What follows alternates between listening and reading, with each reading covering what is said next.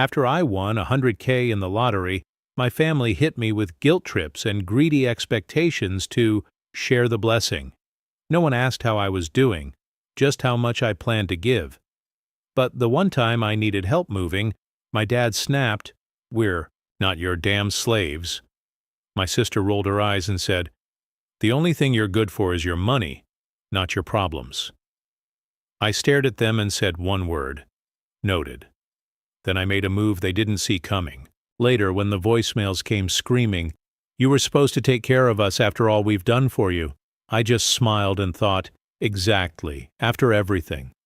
This has been gnawing at me for days, so I'm just dumping it. Here. If it sounds fake, I honestly don't care. I wish it was. Not looking for sympathy or advice, just need to unload it somewhere, because my head's still spinning.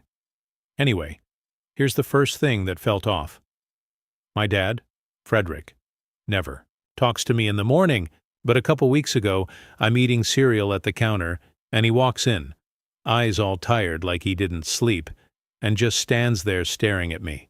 Then he goes, "You know, some people pay rent, even at their own family's table." He didn't say it like a joke, just cold. I remember thinking, what the hell does that even mean? But I didn't say anything. Figured he thought he was being deep or something. Quick backstory. I'm 27 and still living at home. Not by choice. I just couldn't get ahead enough to move out after burning through my savings last year. Long story. Nothing exciting. My family's never been the warm type. My mom, Laura, is all about her church group and keeping up appearances, pretending we're close while really just worrying about what people think. My sister Paisley is a pro at disappearing unless she needs something. She moved in with her boyfriend last year, barely texts unless she needs laundry done. And Dad, I don't even know. We're not openly fighting or anything, just living like awkward roommates who barely tolerate each other. So yeah. Suddenly I hit the lottery. Not life-changing, but 100K. I didn't tell anyone at first. Sat on it for a few days because I had no idea what to do. It wasn't enough to buy a house or anything, but it was more money than I'd ever had. I thought I'd finally pay off my truck, maybe get a place, start something of my own. I was actually feeling hopeful for once. Of course, that lasted all of 2 seconds. My cousin Nathan, who's always sticking his nose in everyone's business and flexing on Snapchat with stuff he doesn't even own, must have seen an email on my laptop when he came over for Mom's birthday. Next thing I know, I'm getting texts like, "Yo, when are we going to Vegas?" And I'm like, "Bro, seriously?" Within 24 hours, it's all over the group chat. Then the real flood begins. My phone's lighting up with, "So happy for you. Just remember to bless others like God's blessed you." Laura posts some not-so-subtle prayer about generosity on Facebook. Even old neighbors are liking it. I'm literally getting tagged in posts about sharing your blessings, and I haven't even cashed the check yet. No one asks how I'm doing, what my plan is. Nothing. Just, "So what's the first thing you're buying your mom?" Then Paisley shows up. She's standing in the kitchen with her arms folded, like she's about to give a speech. She asks if I'm going to do the right thing and help out. Says she and her boyfriend could use a little rent money. Nothing big, just a few months' help. I say, "I haven't even got the money yet." She acts all offended, rolls her eyes, and starts scrolling her phone like I'm invisible. Frederick doesn't say anything for a few days, just slams cabinet doors and stomps around like he's got something stuck in his teeth. Then out of nowhere, he sits next to me and says, "You know, we took you in when you had nowhere else to go." I'm sitting there like, "Really? You're my dad, not my landlord. I didn't know I was on a payment plan." He starts talking about how hard things have been. How sometimes you gotta sacrifice for your family. I tell him I want to get my own place, pay off some debt. He laughs, calls it selfish, says I owe it to them to give back after all they've done. But the real slap came when I asked for help moving.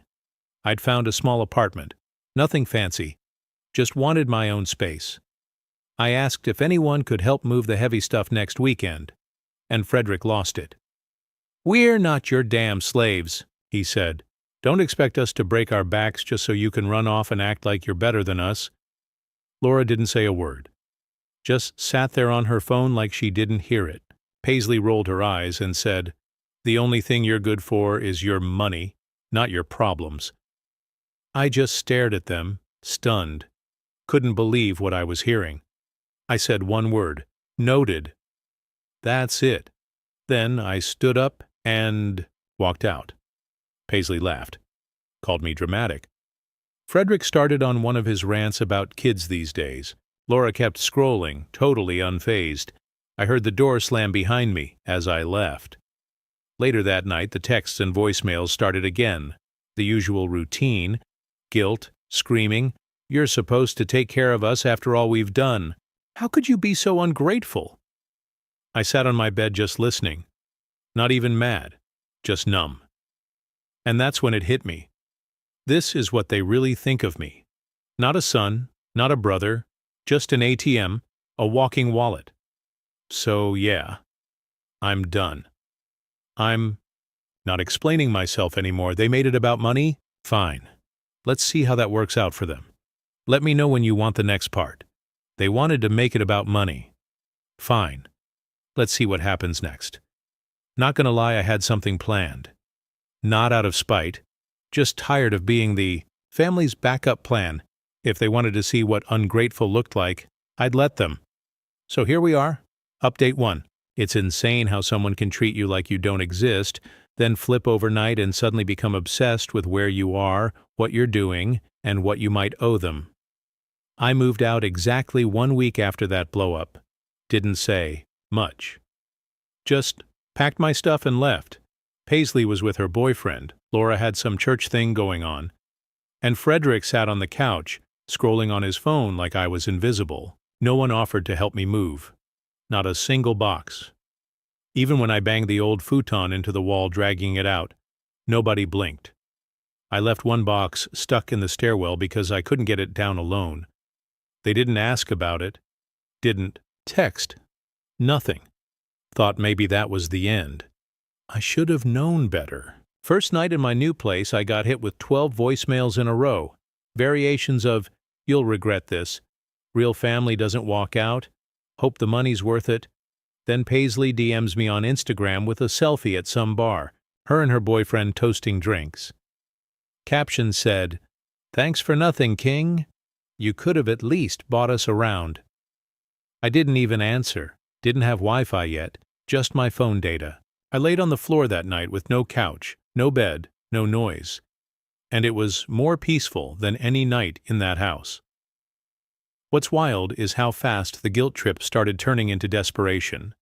Laura kept up with the Facebook act, those vague, holy-sounding memes about ungrateful kids, and how you never know how much your parents sacrifice. I saw her church friends commenting, "Praying for you. He'll come around." I thought about jumping in, stirring the pot, but decided she wasn't worth it. 3 days in, Nathan texted me, "Hey man, your dad says you're in trouble. Everything okay?" I just hit him back with a thumbs-up emoji. Not even gonna explain, myself, to that clown. Next, Laura leaves this long, rambling voicemail talking about how Frederick's blood pressure is up, how she's losing sleep, how the landlord's getting antsy. Then she drops the guilt bomb. "If you really loved us, you'd help while we're going through a rough patch." Funny how they never said anything about being broke before. But now I'm the safety net because I hit the lottery once. Paisley. Hits next. Says her boyfriend's car broke down. Sends me a $300 Venmo request. Doesn't even say hi. Just a notification. 2 hours later, she cancels it and sends a new one. For $500 this time. Just in case. I ignore both. She texts, "Wow, guess you're too busy counting your money." I leave her on red. What got to me wasn't the begging. It was how they tried to make me feel like I was the one who failed them. No one asked how the move went, if I had furniture, if I was okay. It was just about what they thought I owed. Then Frederick starts texting me late at night. Messages like, "Don't forget who raised you. And you should remember who's always been there." I had to laugh. The man who barely looked at me unless he needed something suddenly wants credit for raising me? Let's be real. I got my jobs on my own, fixed my own car, figured out how to survive without asking them for anything. Meanwhile, Paisley coasted through life because she was the golden child. Laura babied her. Frederick tolerated me because I was useful. He liked having someone around to order around. I think being in control made him feel like a man or something. Whatever. But this next part? This is when I stopped feeling even a shred of guilt. I got a call from the landlord, guy I actually knew from high school. He says, "Hey, everything okay with your folks? They're 2 months behind on rent." I blink. "I don't live there anymore." He goes, "Yeah, your mom mentioned something about you winning big, so I assumed she'd be fine."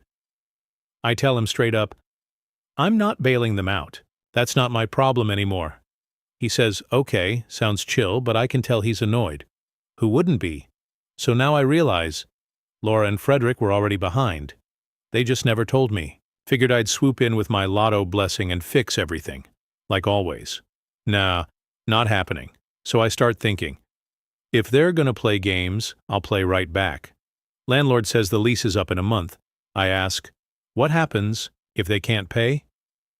He says they're out, unless someone takes it over. I say, well, if you want a new tenant, let me know.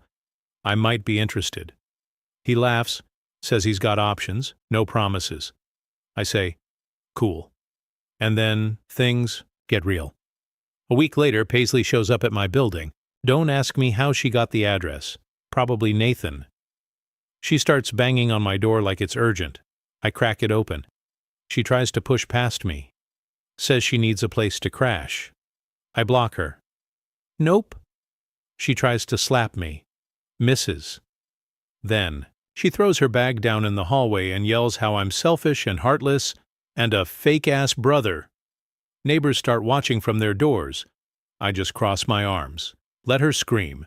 Eventually, she picks up her stuff and storms off. Slams the door so hard I thought it'd crack the frame.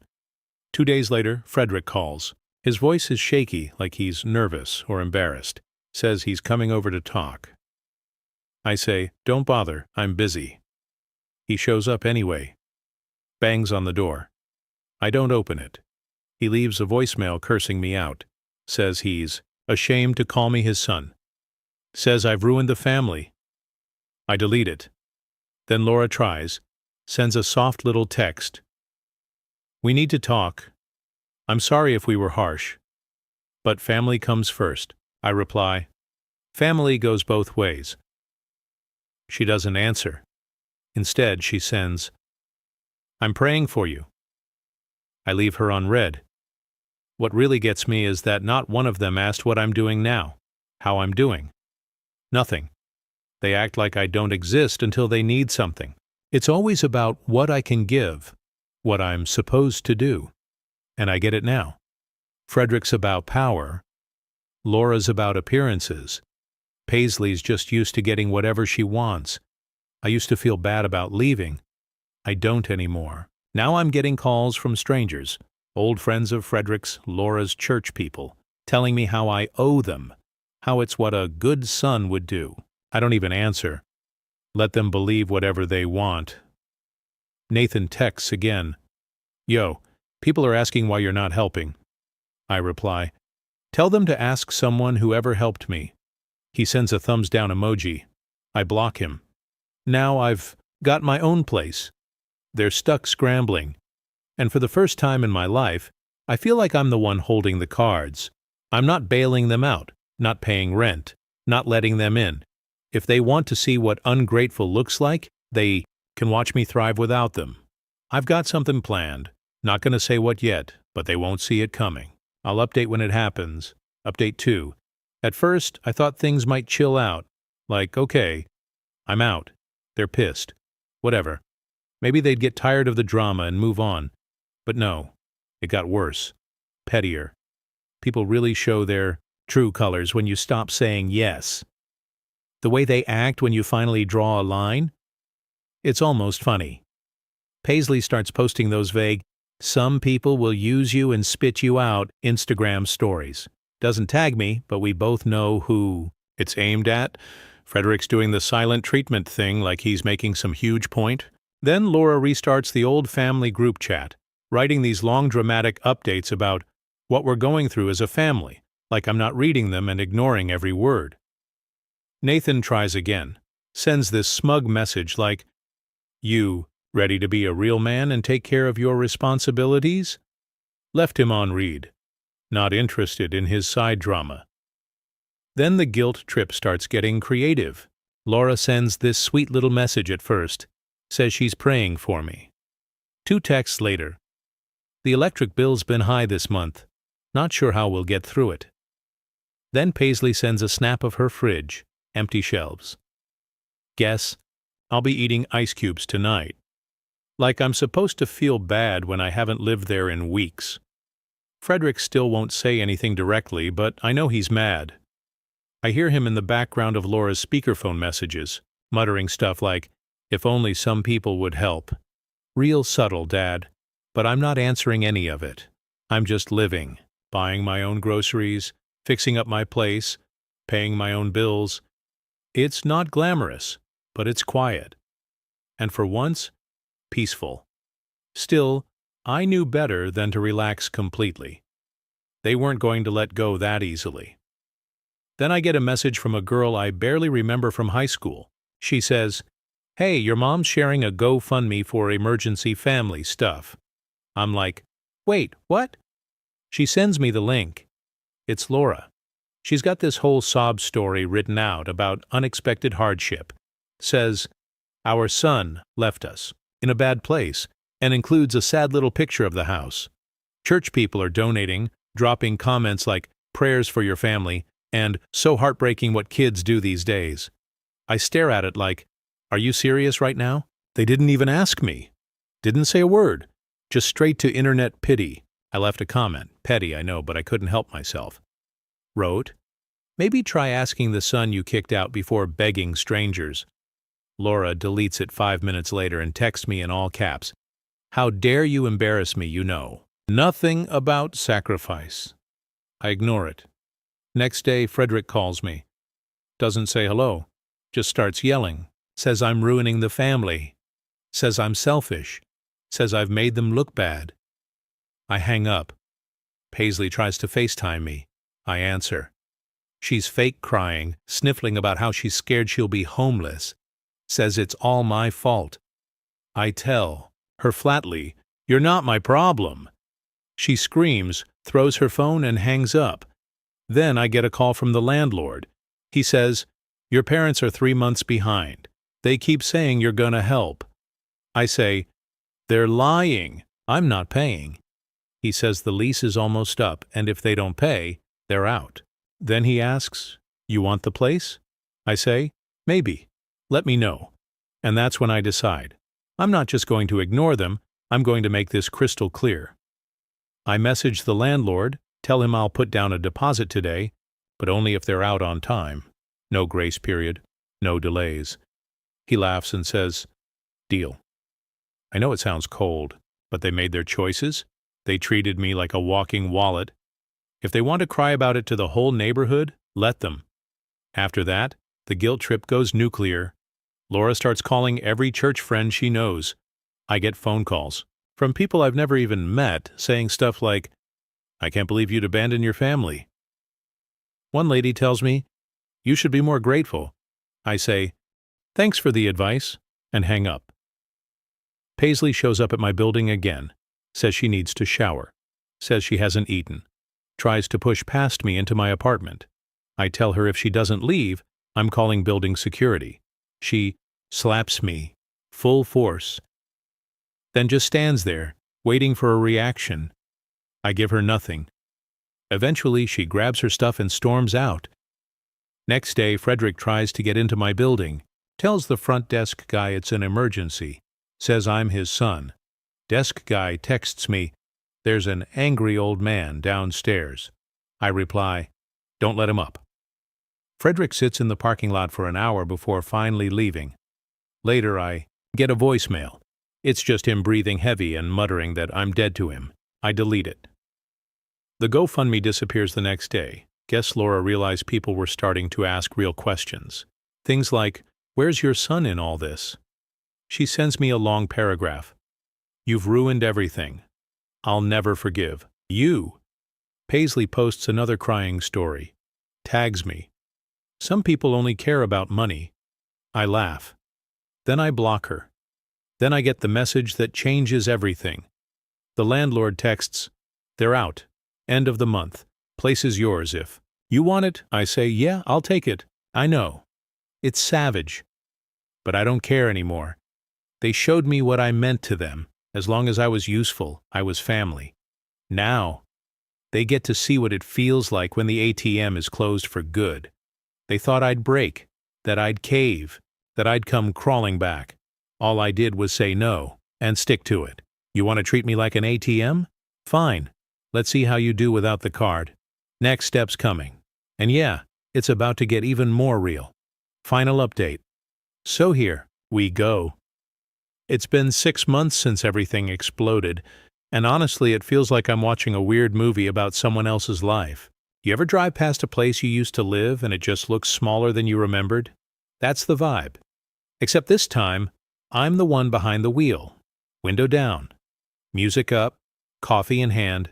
And honestly, I thought maybe I'd feel something. Turns out, nothing really. Just a quiet kind of satisfaction.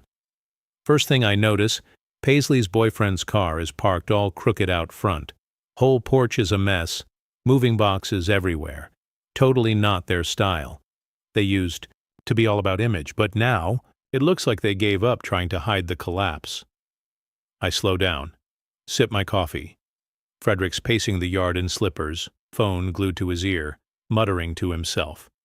Laura's slumped on the porch, hair all wild, scrolling through Facebook, probably fishing for sympathy.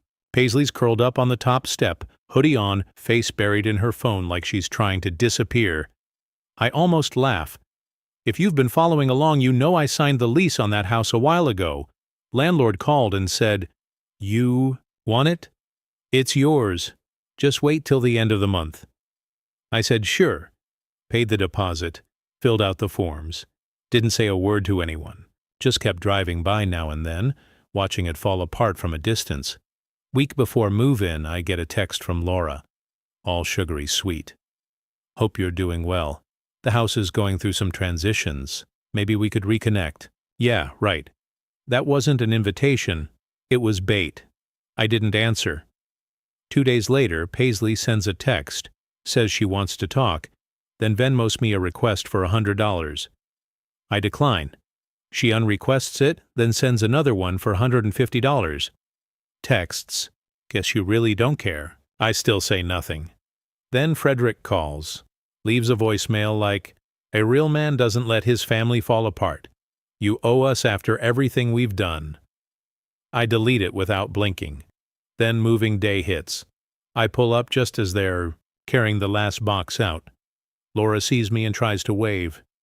I get out, walk right past her, unlock the gate, and head for the door. She follows behind me, doing the "let's talk, let's work this out" routine. I don't even slow down.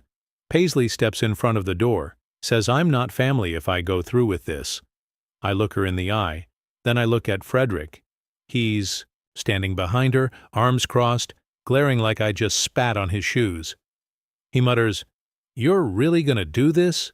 I say nothing, just step around them, unlock the door, and walk inside. Empty house. Quiet. Dusty. Feels like mine already. Behind me, Laura's still begging. "Please, we need you. Don't leave us like this." I keep walking. The landlord pulls up a few minutes later. Hands me the keys. "All yours now. Congrats." Doesn't even glance at them. I sign, take the keys, and start unloading my stuff. Paisley tries to follow me inside. Says she forgot something. I block the door. She tries to push through. I hold my ground. She throws her hands up, screams something at Laura, and storms off. Laura starts crying. Might be real. Might be fake. Doesn't matter. Frederick hurls a box into the yard and slams the gate behind him. I sit on the floor for a while, right where the old couch used to be.